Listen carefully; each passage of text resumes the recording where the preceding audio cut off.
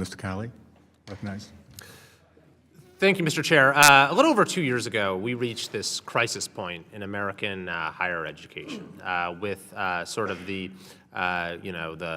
horrifying anti-Semitism that we saw on our college campuses, bringing this crisis into sharp relief. And I said at the time, this was a moment of reckoning for American higher education, where we saw our universities, which are supposed to be the leading centers of open discourse and debate, had become some of the most repressive institutions in American life in terms of censorship and limiting free speech. We saw our universities, which are supposed to be places where humanist values flourish, becoming hotbeds of one of the world's most retrograde and ancient prejudices when it came to anti-Semitism. And then at the same time, it gave us an occasion to focus on other aspects of university life, where more and more our universities were becoming costlier and costlier for students, a greater and greater source of indebtedness for graduates, and yet delivering less and less value. We're not well adapted in many cases to the demands of our modern economy and our workforce. So in response, this committee has been trying to tackle reforming American higher education from all of these different angles. We, of course, have had a still ongoing investigation into anti-Semitism with a number of leading university presidents resigning after testifying before this committee.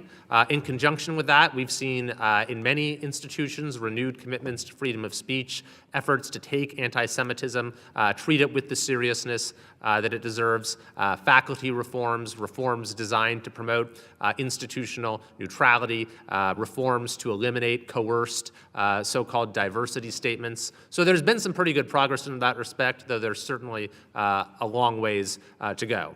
And then on the other side of the issue, with H.R. 1, we of course addressed the indebtedness and affordability aspects of the problem, with trying to make college more affordable, limit indebtedness, and providing incentives to teach skills that are of economic value to graduates. So we've made progress there as well, though again, we still have a long way to go, and a lot of the reforms that need to happen, particularly when it comes to our public institutions, do exist at the state level. So I'm really glad that we have with us today two leaders of systems that have been very innovative in that respect. So I'd just like to give Commissioner Landward and Chancellor Rodriguez an opportunity to discuss some of the reforms you've highlighted today, but how your efforts sort of work towards addressing all of these aspects in a way that focuses the mission of the university on what universities are there for, and ultimately allows you to serve your students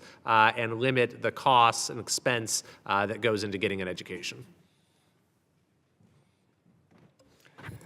Thank you for the question. With the risk of sounding reductive, in operating a system of higher education, a public system of higher education, the first question that we have to ask is, how is what we provide going to benefit the state of Utah and its citizens? Every dollar that comes in should provide value to the state. It should help drive economic prosperity. It should better the lives of the people that live within the state. It should provide students who receive our degrees or certificates high value in what they're offered. And so it's a fundamental question you have to continue to ask in everything that we do, whether it's how we design our system, how we approach tuition and fee setting, how we approach what programs we offer and where they offer them, how we approach the mission of each institution. The question is, will this benefit the students and will this benefit the state? And so if we look at anything that's beyond that mission of that system or beyond the mission of the institution, then we have to question why we're providing it and why we're funding it. And if we just continue to ask those questions, is this best for the state? Is this best for the student? We often get to the right decision, no matter what's happening around us, no matter what the swirl is saying. Those fundamental principles that we go back to lead to those better decisions. And that is, we want higher education to be valuable and we want it to benefit the state and the student. Great perspective. Does it benefit the state? Does it benefit the student? Chancellor Rodriguez. Thank you for the question. I mentioned in my opening remarks, we embrace performance-based funding. We have metrics. In addition to retention and graduation and postgraduate employment, we have metrics that tie our degrees to the workforce needs of the state. Programs of strategic emphasis in both our undergraduate and graduate degrees. And the reason we have those metrics is to encourage universities to grow those majors so that the students benefit with a well-paying job when they graduate.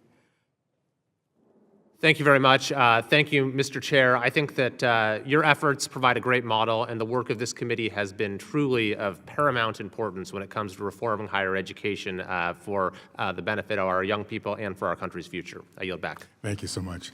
I would like to recognize my colleague from Minnesota, Ms.